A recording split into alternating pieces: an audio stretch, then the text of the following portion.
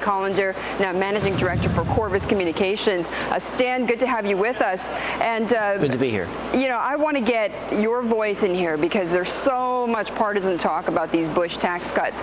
Is a compromise the best solution? Let's say the Zandy approach, which is to basically extend these cuts for 1 year. Well, look, there are lots of different compromises and different other options. I heard Peter's report from a few minutes ago.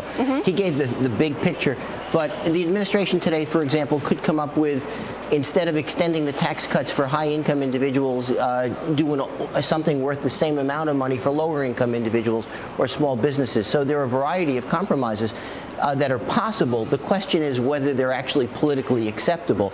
And in the current environment in Washington, the politics of obstruction have basically made it almost difficult for anything to happen. Right, but the compromises are there to make it politically acceptable.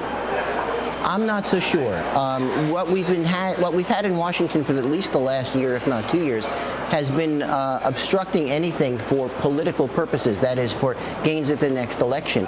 And I'm not sure fiscal policy is really going to be an acceptable option or a possible option, simply because it's not clear that Republicans want to give Obama anything that looks like a win. And under those circumstances, we may have to look to the Federal Reserve to get anything done. Okay, but getting at it, okay, aside from that, though, but I do want to know, I mean, you've got on the one hand, those who say that it's going to bloat, if you extend these cuts, it's going to increase the budget deficit, and you have those others who say that we should be doing that primarily because of the budget deficit. So, in your most, I guess, neutral position, what is the right view? Well, look, here's the way I look at it at the moment.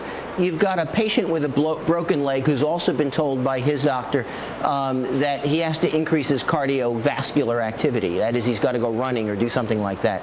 You're obviously not going to be able to run. You're not going to be able to get the economy going, or deal with the deficit, rather, until you get the economy going.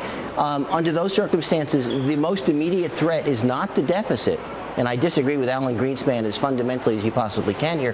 The most important problem right now is getting the economy moving, jobs growth, GDP growth, those types of things. So you should extend those cuts.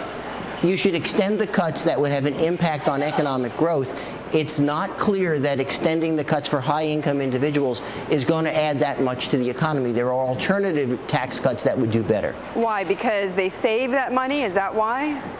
Well, yeah. What we've seen so far is that they're saving most of the dollars and not spending most of it, which would be okay if banks were lending what people were saving. Okay. But we know from all the other reports here in Bloomberg, it's not happening. No. Well, I mean, you hear that there's lending going on, but then there's not demand to take that lending. So, it's hard to get a clear picture. Stan, great to have you with us. Appreciate it.